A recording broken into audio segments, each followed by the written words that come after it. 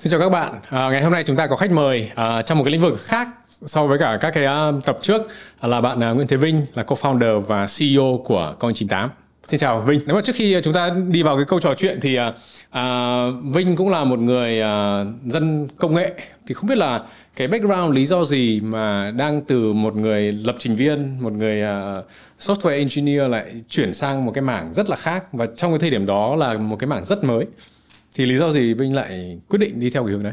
Cái câu mà gọi là nghề chọn người nó chính xác. Mà em nghĩ là do cũng có duyên, một phần là có duyên. Tại vì hoàn toàn xuyên suốt trong cái quá trình mà khi mà em ra trường hay em đi làm, trước đấy mình hoàn toàn mình không có khái niệm đấy, hay là mình cũng không theo đuổi nó từ trước. Mà nó cũng rất là kiểu đến thời điểm đấy nó tới và mình cảm thấy nó hợp, thì là mình nhảy vào thôi. Thì cái giai đoạn em ra trường là mình cũng làm startup theo kiểu là làm một công ty outsourcing bình thường, giống như cũng rất là nhiều người làm theo cái kiểu đấy. Mình học software engineer thì nó thuận lợi để làm cái việc đấy trước. Thì cái doanh nghiệp lúc đấy nó vẫn phát triển, nhưng mà nó theo kiểu là mình cảm thấy mình loay hoay với nó, mình không grow được, mình không làm cách nào để nó tăng trưởng đột phá, hay là nó thành một cái gì đấy đặc biệt hơn so với những công ty khác được. Thì là cuối cùng em left, và lúc đấy mình cảm thấy là cái nguyên nhân chính của nó là do mình còn hỏng rất nhiều trong cả kiến thức, kinh nghiệm, kỹ năng. Thì mình phải tìm cách để mình lấp được những cái đấy trước khi mà mình muốn quay trở lại con đường startup. Thì em nghĩ là cái con đường tốt nhất lúc đấy là mình phải vào một cái công ty theo dạng là Big Corp, hay là một cái công ty rất là lớn để mà mình trải nghiệm. Và cái mindset lúc đấy là mình đi làm để mà mình học hỏi, mình xem một cái corporate như thế họ vận hành như thế nào, các cái phòng ban hay tổ chức theo tiêu chuẩn, theo ISO hay này khác, họ teamwork ra làm sao. Thì đấy, về nhân sự, về quản trị, tất cả mọi thứ, chứ không phải là theo kiểu là mình đi làm rồi mình muốn roll lên lead, lên PM, lên cao hơn theo một cái career path như thế, thì nó không phải mục tiêu của em. Thì rõ ràng là tại vì em học Đại học FPT ra, nên cái sự lựa chọn lúc đấy là perfect nhất nó vẫn là FPT Software. Đó. Nó cùng cái môi trường mình cũng dễ, nó thân thiện và mình quen với nó rồi. Thì vào đầu quân cho Fshop được chính xác là em làm khoảng 2 năm rưỡi Fshop. Thì đến cái giai đoạn mà đầu 2017 mình cảm thấy là mình cũng gọi là tạm đủ rồi. Mình trang bị cho mình trong khoảng thời gian vừa rồi về các thứ mà mình mong muốn là cũng gọi là tạm đủ, để mình có thể là mình lại ra để mình bắt đầu một cái gì đấy của riêng mình. Nhưng mà cái giai đoạn đấy thì thực ra là đủ về mặt kiến thức, kỹ năng gọi là tạm ổn, nhưng mà để mà mình làm một cái gì đấy thì nó cần rất nhiều thứ, nó cần nhiều hơn thế. Ví dụ cần partner này, mình một mình có thể vẫn làm được thôi, nhưng mà nó sẽ rất là khó khăn. Mình cần partner thì partner cũng không có, tại vì một số những cái bạn bè của em hay này kia, mình đặt vấn đề, mình rủ ra làm lên này kia, thì người ta thật sự là người ta cũng vẫn rất là e dè, không dám. Không nhiều người ra theo kiểu là dám bước ra khỏi một cái vùng an toàn, lương cũng đang ổn rồi, vị trí công việc không vấn đề gì chẳng hạn. Ví dụ như em thời điểm đấy cũng thế, có nghĩa là lương cũng không phải quá cao nhưng mà cũng ổn. Thì sếp thì cũng đang trọng dụng, vị trí các thứ này kia không có vấn đề gì để mình phải suy nghĩ cả. Thì mình bước chân ra ngoài như thế, không có partner, và thực ra tiền cũng không có. Tiền nó tích cóp mà đi làm lương hay này kia mà không đầu tư thì nó cũng không có bao nhiêu cả. Thì thực tế là cũng lúc đấy bảo làm gì cũng không làm được. Thì bắt đầu em nghĩ đến là thế bây giờ nếu thế thì phải đi kiếm tiền trước. Kiếm tiền bằng một cái cách nào đấy, thì trong cái khoảng thời gian đấy mình sẽ tìm cách để mà mình lại tiếp tục mà mình grow các mối quan hệ, và mình đi tìm kiếm partner của mình trong những cái khoảng thời gian đấy. Thì lúc đấy bạn em bắt đầu rủ theo kiểu là vào, lúc đấy là cái trend lúc đấy là ASIC và trâu đào đấy, thì bắt đầu là cũng một ít vốn là và mua trâu các thứ, đào bắt đầu tìm hiểu. Thì lúc đấy là em biết tới crypto và blockchain mà enter, và mình tìm hiểu nhiều hơn cả về tech lẫn đầu tư. Thì tự dưng mình thấy cái này nó rất là hay và rất là tiềm năng. Thì ban đầu ý định vẫn là gì, đi kiếm tiền cái đã, xong quay lại làm cái kia sau. Thế nhưng mà trong cái lúc mà mình tìm hiểu như thế, mình lại thấy cái này rất là hay. Tại vì bản thân là máu của em nó là theo kiểu là mình vẫn là tech guy, mình vẫn rất là đam mê về công nghệ, nhưng mình không phải, cái mindset của mình nó không phải là ăn nằm với code, không phải là code ngày code đêm hay là này khác, nhưng mà nó ở trên một cái gọi là overview hơn, tổng quan hơn. và em phát hiện ra là mình cũng có một phần gọi là máu kinh doanh, tài chính và business ở trong đấy. Thì thực ra là crypto và blockchain nó lại là hai cái mà nó luôn luôn đi cùng với nhau, nó rất là match, vừa có yếu tố công nghệ mà vừa có yếu tố tài chính đầu tư, lẫn là mình grow một cái doanh nghiệp của mình, thì nó rất là phù hợp. Em cảm thấy cực kỳ phù hợp luôn so với những cái mà mình đang tìm kiếm, nó rất là phù hợp. Nhưng mà hồi đó thì bảo là đang có ý định làm một cái gì đó khác, bây giờ đi kiếm tiền đã, thì cái ý định đấy là gì? Ý định đấy chính là đi vào crypto để em invest đấy. Còn thực ra cái đoạn mà đầu 2017 á là em nghĩ tới việc là mình không tiếp tục cái công việc này nữa. Mình muốn ra để mình làm một cái startup riêng của mình. Thì cái đoạn đấy là em bây giờ em vẫn đang nuôi domain. Nuôi domain, và ngày đấy là em đã thiết kế logo, đăng ký các thứ là xong hết rồi. Một cái startup ở trong gọi là một cái platform trong lĩnh vực wedding. Nó cũng là một cái platform để connect rồi cung cấp nhiều service ở trên đấy. Thì bây giờ vẫn cái đấy nó vẫn là một cái mình đang ấp ủ. Mình chưa có thời gian để quay lại mình thực hiện nó. Thế nhưng mà thì đi ra ngoài đấy, vào crypto để mà invest, để kiếm tiền. Thế sau đấy thì lại phát hiện ra là một bầu trời công nghệ hay là decentralized hay này kia, mình lại rất hứng thú với nó. Thế là xong là bước hai chân này luôn, đến giữa năm để là em nghỉ luôn, và mình toàn tâm toàn ý mình đi theo cái lĩnh vực mới. Khi mà lúc mà trong cái giai đoạn đang tìm partner ấy, thì hiện nay là co-founder cũng là Lê Thanh, thì cơ duyên nào mà hai anh em gặp nhau mà lại bắt tay được với nhau? Sếp Thanh thì cũng vào thị trường khoảng thời gian là 2017, cùng cũng ngang với em. Thì lúc đấy là thực ra anh em cũng biết nhau từ sớm, 2017 là đã quen biết nhau và cũng rất là quý mến nhau. Có nghĩa là cũng không tương tác quá nhiều, nhưng mà trong những cái lần gặp gỡ hay này kia là cũng quen biết và cũng quý mến nhau. Thì cái giai đoạn mà 2017 thực ra là em start up một cái công ty khác là tên là VIC. Đấy. Thì VIC lúc đấy là cũng vừa làm cộng đồng đầu tư, mà mình vừa là build một cái startup công nghệ ở bên trong đó, một cái dự án công nghệ ở bên trong đó. Thì lúc đấy là sếp Thanh cũng found Coin98. Đấy, thì là hai người thực ra cái đoạn đấy là đang build hai cái khác nhau. Thì mình cũng chỉ gọi là giao lưu, mình quan hệ với nhau nữa, kiểu bạn bè quý mến nhau thế thôi, chứ cũng chưa có gọi là làm việc chung hay là này kia gì đấy được. Thì đến cái giai đoạn mà 2019 ấy, thì mọi người cũng biết là đỉnh 2017, xong là 2018 và 2019 nó là downtrend. Thì 2019 là cái giai đoạn mà khó khăn nhất về tất cả mọi thứ luôn. Thị trường rồi này kia nó rất là khó khăn. Thì cái việc mà mình build một cái startup theo kiểu là đi đường dài ấy, thì luôn luôn nó sẽ có nghĩa là nó burn rate của nó cao. Nó burn và mình chưa có cái gì để mà mình tạo ra lợi nhuận được cả. Cho nên anh em sẽ dễ chán nản. Đó, rất dễ chán nản, và mình hay nghĩ là để phân giải resource, làm cái này làm cái khác để có tiền trong ngắn hạn, thì nó dễ dẫn đến cái tâm lý đó. Thị trường lúc đấy nó cũng, em nghĩ là nó cũng như bây giờ, mà nó chán hơn bây giờ rất nhiều. Tại vì cái mùa bây giờ nó đã dễ chịu hơn rồi. Còn cái mùa đông mà 2018, 2019 là rất là khắc nghiệt.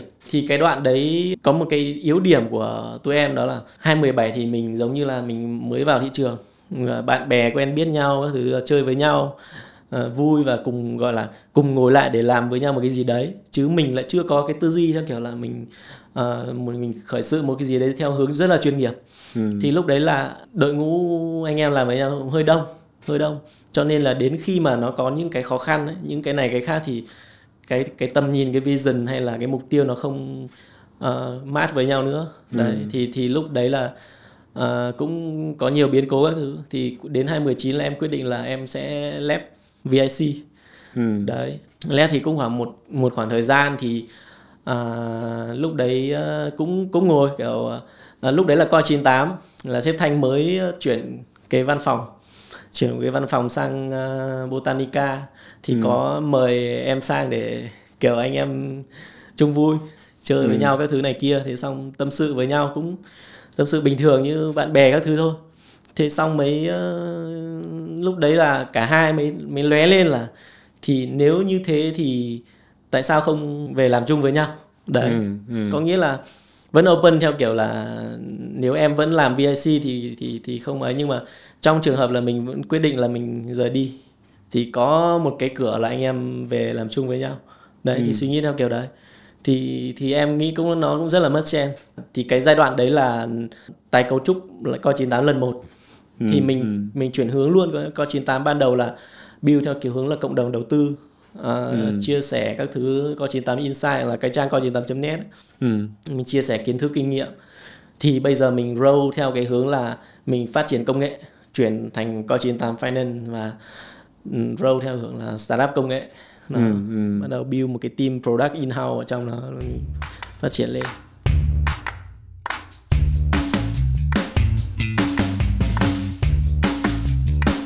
Thực ra là bây giờ nếu mà nói về cái thị trường, thấy rằng cái thị trường nó rất là lớn, mà đấy là chúng ta đang mới nhìn cái bức tranh ở tại Việt Nam thôi. Nghĩa là hiện tại đã đang có 3 unicorn, hoặc là 3 cái công ty đang có giá trị trên 1 tỷ đô và có đâu đó tầm khoảng chục công ty đang giá trị trên 100 triệu đô. Nếu mà xem về cái bức tranh toàn cầu thì hiện nay có thể Vinh chia sẻ thêm một tí là cái ít nhất cho cái feeling là cái thị trường nó đang như thế nào và cái cơ hội nó đang như ra sao. Thì em phải đính chính một chút, tại vì là cái vốn hóa mà những cái dự án thống kê ấy, những 10 dự án trên 100 triệu hay là 3 unicorn Việt Nam ấy, mình dùng từ đã từng thì nó chính xác hơn, có nghĩa là đã từng là unicorn, đã từng là có 10 dự án lớn 100 triệu đô. Còn thực tế nếu mà so ở thời điểm này thì không. Nghĩa thời điểm này Coin98 cũng đang mất cái vị thế là nó không phải unicorn nữa. Đấy. Thế nhưng nó cũng là một cái mục tiêu để mà mình sẽ làm cho nó quay trở lại, và nó sẽ vốn hóa nó sẽ còn lớn hơn thế rất là nhiều nữa. Đấy, còn để công bằng mà nói, tại vì nhiều khi mọi người sẽ nghĩ rằng là mình đang sống ở trên một cái hào quang của quá khứ. Tại vì thực ra là cái giai đoạn đấy nó cũng là cái giai đoạn mà market cap của thị trường nó cũng là lớn nhất, nó hưng phấn nhất về đầu tư hay là tất cả mọi thứ. Thì bây giờ mình đang ở trong một cái thị trường ảm đạm hơn, nó y hệt như cái downtrend ngày xưa mà em vừa mới nhắc tới cái mùa trước 2018 2019. Thì bây giờ mình cũng đang ở trong một cái giai đoạn same như thế. Thì rõ ràng là khó khăn thì nó cũng là cơ hội. Cơ hội thứ nhất là thị trường nó là cơ chế thanh lọc tự nhiên thôi. Nó giống như là thị trường tài chính truyền thống cũng vậy. Sẽ có những doanh nghiệp không trụ nổi, nhưng mà chắc chắn một điều là những cái doanh nghiệp nào mà bám trụ lại được là nó đã đi qua một cái phép thử rồi. Và chắc chắn là doanh nghiệp đấy trong tương lai sẽ thành công. Nó chỉ là thành công đến mức độ nào thôi. Tại vì ví dụ như là nó như kiểu lửa thử vàng ấy. Tại vì thực ra là trong thị trường á, tụi em không phải là những người mà mình biết rằng mình không phải những người kiểu rất là talent, superstar hay là có profile rất là khủng hay này khác. Có nhiều người giỏi hơn mình. Họ cũng từng làm trong thị trường chẳng hạn. Thế nhưng cuối cùng thì họ vẫn chọn rời đi. Nên là có nhiều yếu tố. Có thể là họ không chịu được áp lực, có thể là downtrend, hoặc là cũng có thể là họ cảm thấy đủ. Với một số thành công nhất định họ cảm thấy đủ rồi và họ làm cái khác. Đó, chứ mình ở lại thì không có nghĩa là mình rất giỏi. Nhưng mà mình ở lại tại vì mình cảm thấy thứ nhất là mình gắn bó với nó. Nó là một cái cơ duyên và nó là một cái gì đấy mà mình muốn thật sự sống với nó. Chứ không phải là một cái việc để mà mình đi làm mình kiếm trác hay là mình theo một cái tư duy như thế. Thì mình cứ làm thôi, mình cứ build thôi. Cái càng khó khăn, thực ra cái giai đoạn khó khăn nó là cái giai đoạn mà một là thanh lọc này, hai là người ta sẽ bị chậm chân lại, hoặc người ta bị ngủ quên, hoặc là sau đó thì cái giai đoạn này chính lại là cái giai đoạn mà mình cần tăng tốc.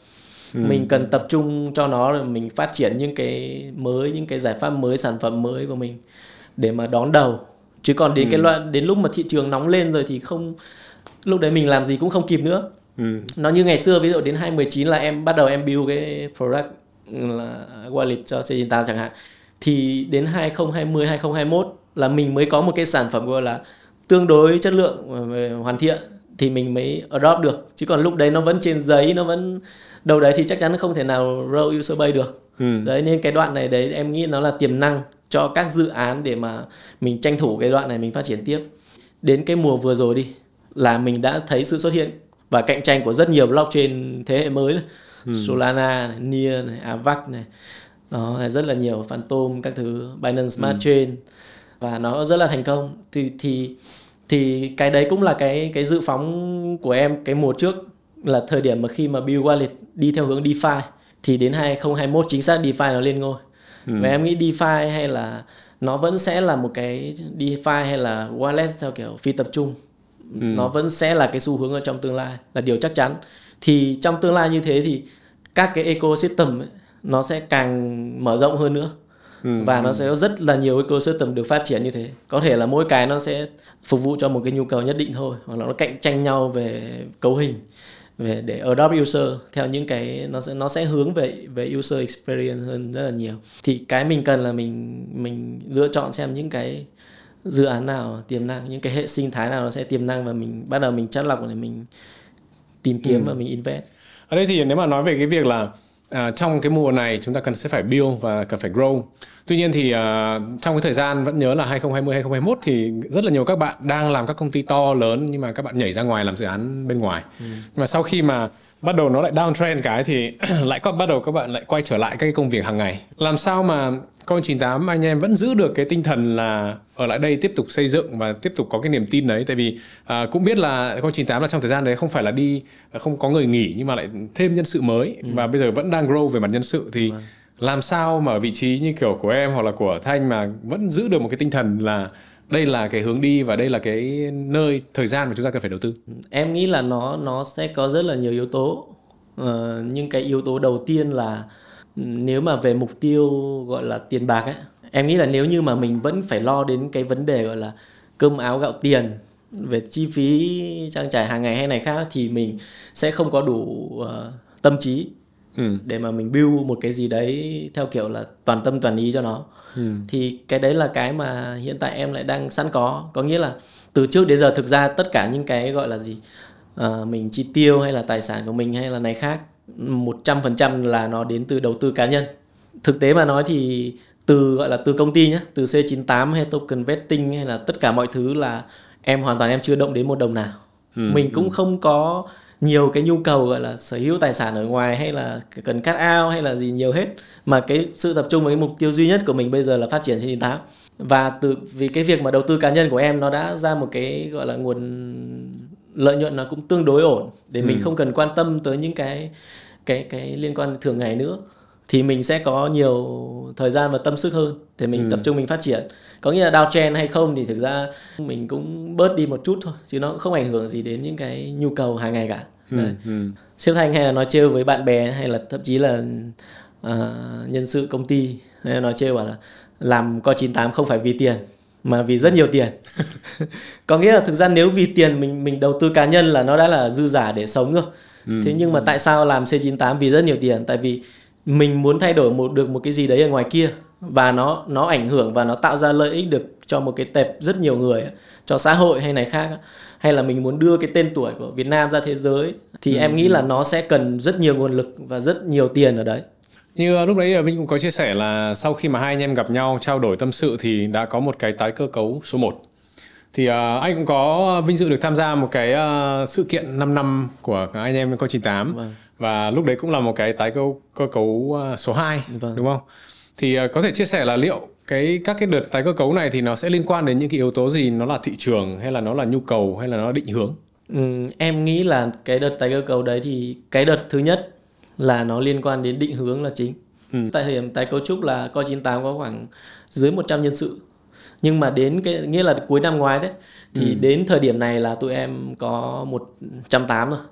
Đến gần như là gấp đôi nhân sự. 180. Thì cái quyết định mà gọi là lớn nhất của tụi em á, là mình lập một cái entity pháp nhân, một cái công ty mới hoàn toàn ở Việt Nam, và gọi là quyết định là bước chân hoàn toàn ra ánh sáng. Mình không gọi là, ngày xưa mình cũng không phải là ở trong bóng tối, nhưng mà nó ở một cái vị thế là nó hơi lấp ló. Có nghĩa là mình cũng sẽ có những cái theo kiểu là nó liên quan đến thị trường hay đầu tư hay này khác, mọi người sẽ nhìn nó theo cái kiểu là hơi e dè và hơi nhạy cảm ở đấy chẳng hạn. Và Việt Nam cũng chưa có một cái khung pháp lý gọi là rõ ràng về mặt crypto. Thế nhưng mà mình ví dụ như Coin98 thì mình đã chuyển hướng là thành một fintech startup, thì không có lý do gì để mà nó phải nhầm nháng hết. Bước chân ra ánh sáng hoàn toàn luôn, và tạo ra một cái công ty pháp nhân ở Việt Nam là làm về phần mềm.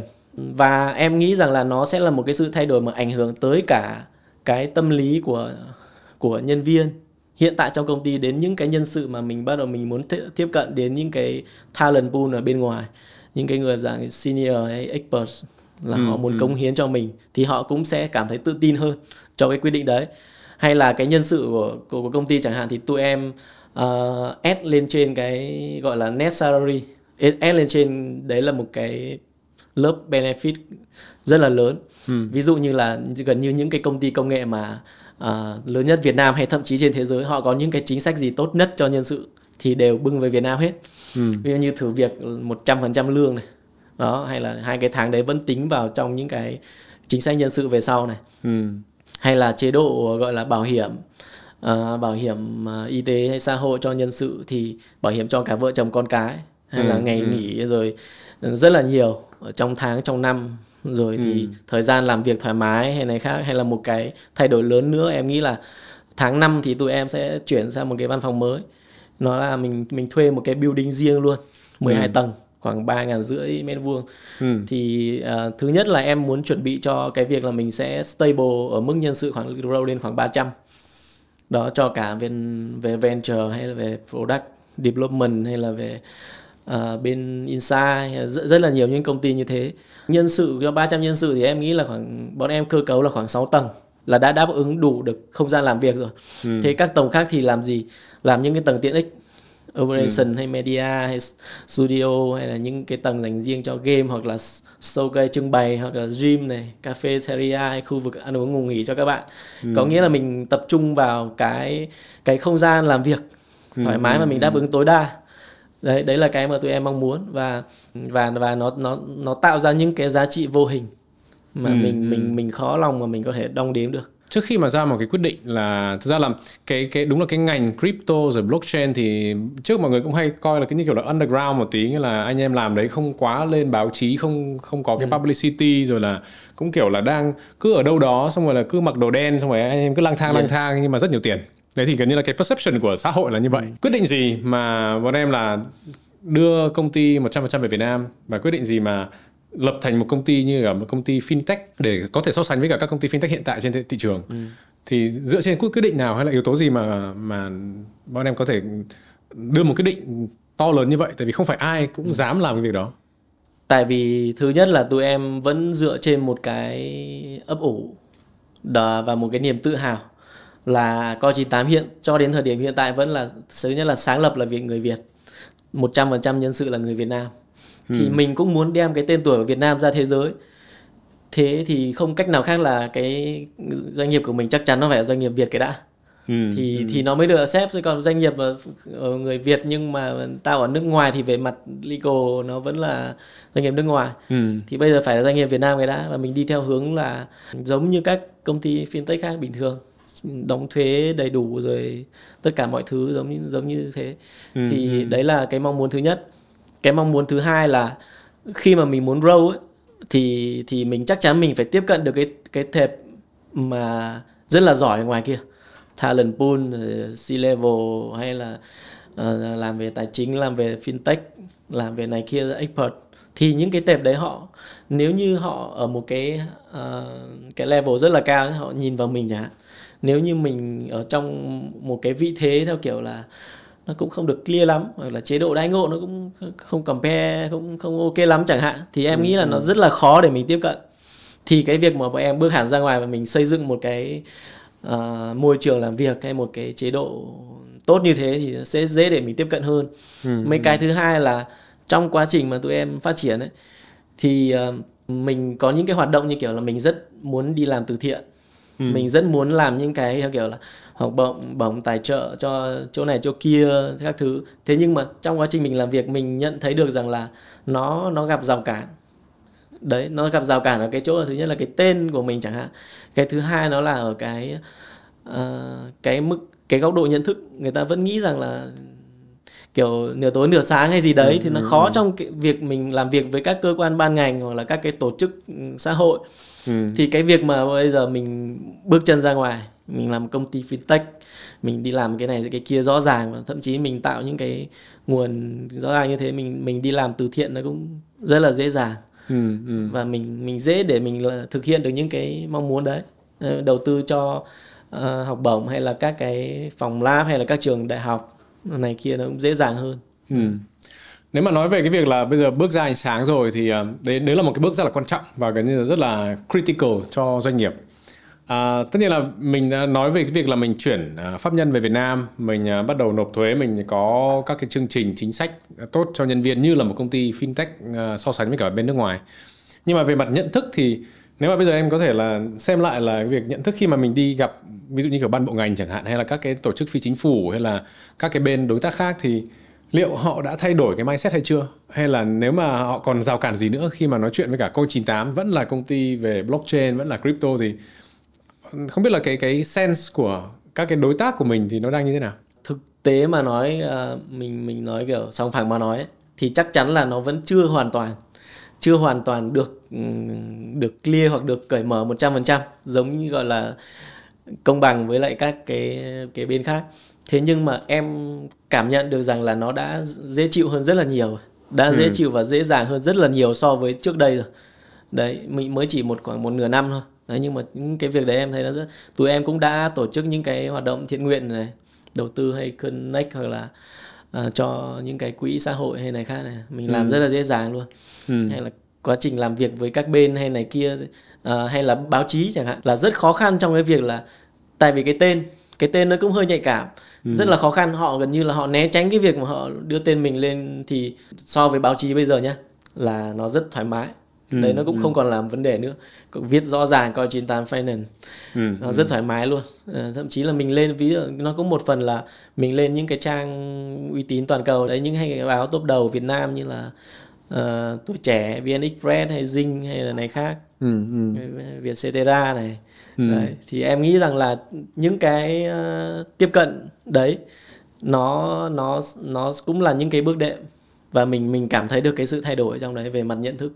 Thì sau này cái hình ảnh của mình nó xuất hiện nhiều theo cái hướng đấy, nó sẽ thân thiện hơn, và người ta nghe nhiều, người ta sẽ hấp thụ được theo cái hướng đấy nhiều hơn.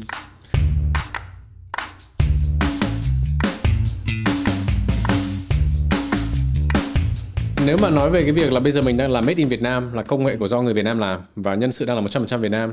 Nhưng mà nếu mà nói về cái thị trường ấy, thì là nếu mà chúng ta chỉ hạn chế trong cái thị trường Việt Nam thôi thì có thể nó sẽ bị, có thể là miếng bánh nó hơi nhỏ. Nếu mà để làm sao đi ra nước ngoài thì kế hoạch liệu có thu hút các cái nhân tài nước ngoài hay không? Và mình có thể là toàn cầu hóa công ty hay không? Thực ra thì nghĩa là về mặt chiến lược sản phẩm của tụi em là global first. Có nghĩa là mình đánh từ global, chứ mình cũng không phải là mình tiếp cận ở Việt Nam trước xong mình mới đi ra nước ngoài. Mà chẳng qua là ban đầu thì Coin98 làm cộng đồng Việt Nam, cho nên là được đón nhận ở Việt Nam nó rộng hơn thế thôi. Chỉ còn về cái tệp user hiện tại của tụi em vẫn là global. Hiện tại user Việt Nam đâu đấy chiếm khoảng dưới 30%, khoảng 25-27%. Đấy. Thì cái yếu tố mà gọi là nhân sự nước ngoài là cái mà bọn em có nghĩ tới. Đó, em hay là sếp Thanh cũng đều có nghĩ tới việc đấy. Nó chỉ là ở thời điểm hiện tại mình có thể là mình chưa cần tới, hoặc mình chưa tắt tới cái tệp đấy thôi. Đấy, tại vì làm thì nhân sự nước ngoài thì họ làm online hoặc là thế này thế khác, mà mình không có office ở đấy thì nó cũng có những cái rào cản nhất định. Thì nó không phải là cái định hướng tụi em không reject cái chuyện đấy, mà là nó chưa đi đến cái đoạn đấy thôi. Còn trong tương lai mình cần global hóa, mình cần toàn cầu hóa nhân sự hay này kia, nó hoàn toàn có thể. Ví dụ như có một cái thị trường nào đấy mà mình target vào rất là mạnh chẳng hạn, mà nó cần localize, mà cần nhân sự ở đấy hay gì đấy, thì chắc chắn là bọn em vẫn ví dụ như là hiện tại mà kiểu đội customer support hay là này khác, vẫn có những bạn nhưng mà kiểu như là các bạn đấy thì là sống ở những cái local đấy lâu rồi, nhưng vẫn là người Việt thì tụi em vẫn ưu tiên trước. Đấy, thế thôi. Còn trong tương lai có thể là nếu như nhân sự của Coin98 nó scale lớn hơn chẳng hạn, lên 400-500 người hoặc cao hơn thế đấy, thì chắc chắn là mình phải tiếp cận đến cái tệp đấy. Và cái tệp mà senior hay expert của nước ngoài ấy, nhất là trong lĩnh vực tech ấy, là cũng rất là nhiều người giỏi. Trong thời gian vừa rồi thì đúng là nó là một cái mùa downtrend, nên là tất cả những thông tin sự kiện rồi là các cái gọi là báo chí cũng không nói gì đến nhiều nữa. Như trước đây khoảng một năm thì chúng ta thấy rất là nhiều các cái bài báo này sự kiện kia. Nhưng mà hiện tại thì đúng là Coin98 cũng đang bắt đầu khởi động các cái chuỗi sự kiện. Thì hiện nay thì không biết là lý do gì mà là tổ chức vào thời điểm này, liệu nó đang có tín hiệu gì hay không? Thì thực ra là nhiều nhiều người bảo là hô hào uptrend, thế nhưng mà thực ra mình phải clear với nhau cái chuyện là uptrend mà gọi là uptrend lớn, uptrend thực sự thì nó chưa tới, chắc chắn là chưa tới. Cái đoạn này nó gọi là tạo đáy và bắt đầu nó giai đoạn tích lũy thôi, thì nó gọi là mình gọi là mini uptrend, có nghĩa là nó là một cái uptrend nhỏ, thì nó kéo theo cái tâm lý rất là tốt, cái tâm lý tốt để mà đón nhận những cái thứ mới, và mình chuẩn bị, mình dục dịch, mình làm nóng dần lên. Có nghĩa là nếu thị trường đang ngủ lâu rồi, nó đang ảm đạm và mọi người đang chán nản, thì nếu mọi người cần một cái thứ gì, thứ nhất là mới, thứ hai là để cho nó có tinh thần và động lực để mình phát triển tiếp, hoặc mình quay lại thị trường hay gì đấy, thì những cái sự kiện như thế nó sẽ góp phần lan tỏa nó rất là mạnh mẽ. Thì mình nhân tiện rằng là thị trường nó đang ấm lên một chút, thì mình làm những cái sự kiện như thế, thì mọi người cũng kiểu như là mình hứng thú hơn để mà mình tham gia đấy. Thì nó cũng tạo ra cái tâm lý lan tỏa nó tốt hơn. Về blockchain và crypto ở góc độ đầu tư thì hiện nay thì có vẻ như đấy là một cái portfolio đầu tư của các bạn trẻ nhiều hơn. Thì không biết là liệu Coin98 có những cái demographic về investor là như thế nào hay không? Tại vì rất là tò mò, ví dụ như kiểu bố mẹ anh em mình là liệu có phải là những nhà đầu tư hay không? Hay là chỉ là dành cho giới trẻ thôi? Em nghĩ là thực ra crypto ấy nó cũng giống, nếu mà gọi là về mặt khía cạnh danh mục đầu tư, nó cũng giống với tất cả những danh mục đầu tư khác thôi. Nó không phân biệt là độ tuổi nào cả, hay là, tại vì bản chất của blockchain nó cũng là concept, nó là như thế mà, mình không phân biệt thời gian, không gian, địa điểm hay là gì hết. Thì về mặt độ tuổi user nó cũng tương tự. Nhưng mà chẳng qua là gì, họ sẽ được tiếp cận cái giới trẻ, họ sẽ được tiếp cận nhanh nhất đó, tại vì họ adapt được những cái mới thì họ tiếp cận nhanh nhất, và mình cảm thấy rằng là cái tệp đấy nó phù hợp hơn thôi. Thế nhưng mà ví dụ như bây giờ công nghệ ngày càng, blockchain nó ngày càng hoàn thiện này, use case hay những cái ứng dụng của nó ngày càng rộng rãi này, cái tệp user crypto nó ngày càng mở rộng này, hay là tiếp cận được những cái tệp truyền thống này, nhiều người biết tới hơn chẳng hạn, thì lúc đấy là cái mức độ lan tỏa nó rộng ra. Đó. Cho đến cái lúc mà adopt được thì em nghĩ rằng nó sẽ là portfolio của tất cả mọi người, chứ không giới hạn là trẻ hay già hay lớn hay bé các thứ hết. Nhưng mà ví dụ như kiểu nói về các cái user acquisition thì ở các cái công ty fintech thì truyền thống thì họ sẽ đang target vào những cái gọi là có thể là user nó rẻ hơn, là cái chi phí để acquire user nó rẻ hơn. Sau đấy thì họ luôn luôn hướng tới cái việc là các cái user có valuation hoặc là cái value cao hơn, nghĩa là những người đã tích lũy được số tiền tài chính lớn hơn rồi. Tại vì target vào các bạn trẻ thì là các bạn sẽ là user, nhưng mà cái value của các bạn này sẽ không quá cao. Thì liệu bên em thì bây giờ khi mà đã bước ra ngoài sáng rồi và bây giờ trở thành công ty fintech, thì liệu mình có các cái target là mình sẽ phải đi target những cái tập khách hoặc là tập user khác nhau không? Thực ra mà nói thì mục tiêu hiện tại của tụi em vẫn là mình grow user ở bên ngoài là chính. Tại vì cái tệp trong crypto nếu mà theo thống kê đo đạc thì hiện tại nó đâu đấy nó cũng chỉ khoảng 40 triệu user thôi. Không 40 triệu trong tệp DeFi thì đúng hơn. Tại vì tụi em là về toàn cầu, số toàn cầu. Về mặt product hay là này khác đó thì vẫn hướng theo là DeFi nhiều hơn. Là tụi em không làm những hệ thống centralized mà là phi tập trung hoàn toàn. Thì đấy đâu đấy nó chỉ khoảng 40 triệu thôi. Mà so với hàng nhiều tỷ dân ở bên ngoài thì rõ ràng là cái tệp user mới nó mới là cái tệp tiềm năng. Và mình cũng khi mà họ còn giấy trắng ấy, họ còn chưa tiếp cận được nhiều thì mình dẫn dắt họ, mình training cho họ một cái mindset hoặc là một cái hướng tiếp cận nó cũng dễ dàng hơn so với những người mà họ đã biết về một cái khác rồi. Ví dụ như họ sản phẩm, họ sử dụng một cái wallet khác chẳng hạn, họ đã quen rồi thì rất khó để mà họ có thể chuyển sang một cái sản phẩm khác, mặc dù kể cả là nó có tốt hơn hay là như thế nào đi chăng nữa cũng rất là khó. Thế nhưng khi mà mình tiếp cận được với user mới và họ quen với cái của mình thì câu chuyện nó cũng tương tự. Cũng khó để người khác có thể để lấy được cái user của mình. Mà tệp ở ngoài kia rất là rộng lớn, thì nó cũng liên quan đến cái chiến lược về sản phẩm trong tương lai của tụi em. Thứ nhất là nó vẫn đi theo hướng là align theo phi tập trung.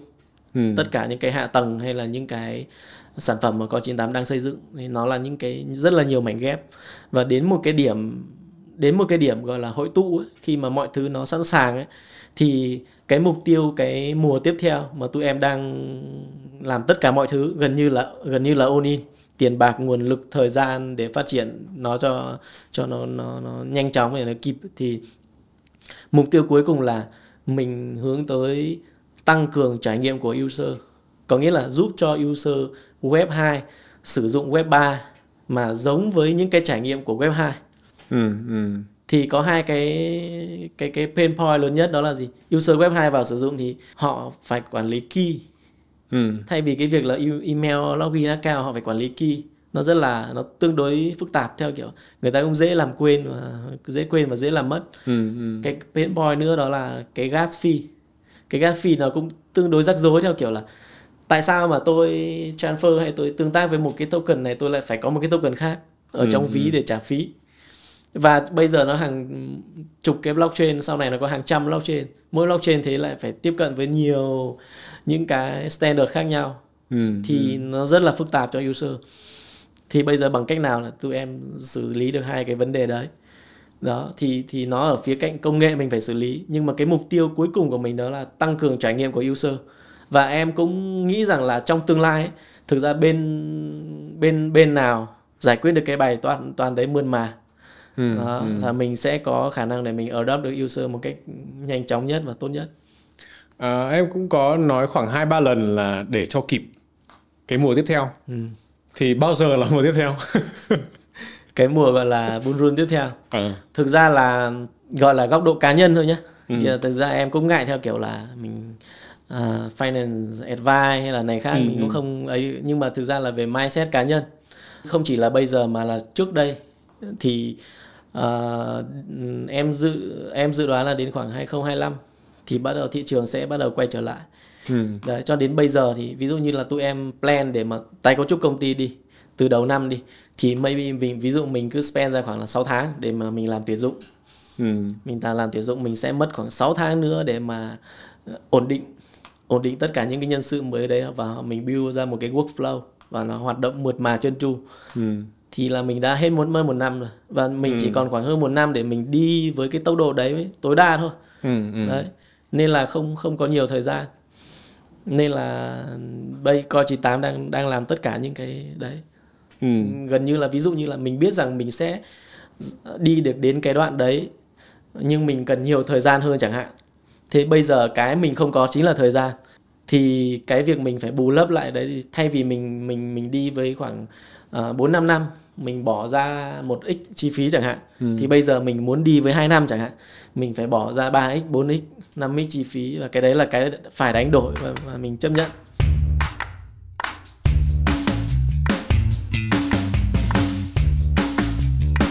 Nhưng mà trước khi chúng ta kết thúc thì sẽ có một số các cái câu hỏi nhanh gọn. Ok, đây là mấy câu hỏi này là phục vụ cho cái việc là cho TikTok. Nó sẽ có ba cái nhóm câu hỏi khác nhau liên quan đến Việt Nam này, tại vì là khá liên quan đến cái việc là tổ chức sự kiện các thứ nhá.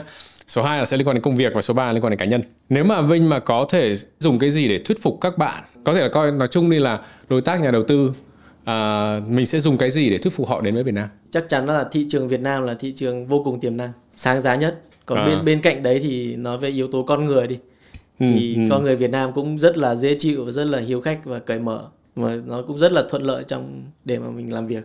Ok, nếu thế thì sẽ có một câu hỏi để có thể có cơ hội nói rõ hơn một tí là Việt Nam có gì mà các nước khác không có. Thực ra Việt Nam gọi là có gì mà các nước khác không có thì nó không hẳn, mà mình nổi trội hơn. Mình nổi trội hơn về mặt tiềm năng. Có nghĩa là người Việt thì em thấy là cái xu hướng về mặt tâm lý thích đầu tư ấy, mà nhất là đầu tư mạo hiểm ấy.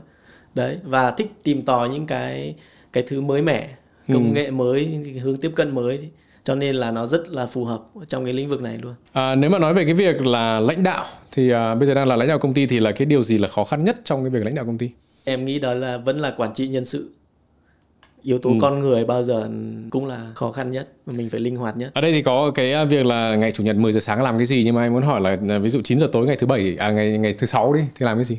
9 giờ tối ngày thứ sáu. Thực ra tụi em trong công việc của tụi em là không có khái niệm là thứ mấy. Ví dụ bây giờ hỏi là thứ mấy, nhưng em cũng không nhớ nó là thứ mấy cả, tại vì thứ bảy hay chủ nhật hay thứ hai, thứ ba nó cũng là như nhau. mà em không có khái niệm là thứ mấy cả. Cho nên là cũng không phải là theo kiểu là tối thứ sáu thì chuẩn bị là sang thứ bảy chủ nhật nghỉ. Đấy, cho nên là nó không có cái đấy ở trong cái mindset. Như vậy là bọn em làm 24/7 à? Đúng rồi. Gọi là 24/7, mình sẵn sàng mình ở đáp bất cứ lúc nào. Tại vì cái thị trường nó cũng vận hành theo cái cơ chế đấy. Ví dụ lúc nãy bảo là có những cái chế độ nhân sự là cái well-being của con người ấy. Bây giờ well-being của con người thì ví dụ có canteen, có cafeteria, có chỗ ngủ, nhưng mà bắt người ta làm 24/7 làm sao người ta làm được? Nó không phải là bắt, mà là nhân sự bình thường thì mình vẫn làm theo cái khung làm việc bình thường ở trong ngày. Vì hợp đồng thì các thứ vẫn là 8 tiếng. Thế nhưng mà ví dụ như trong cái 8 tiếng đấy từ sáng đến chiều phải là các bạn cũng không require rằng là phải làm việc tối đa ở trong cái khoảng thời gian đấy.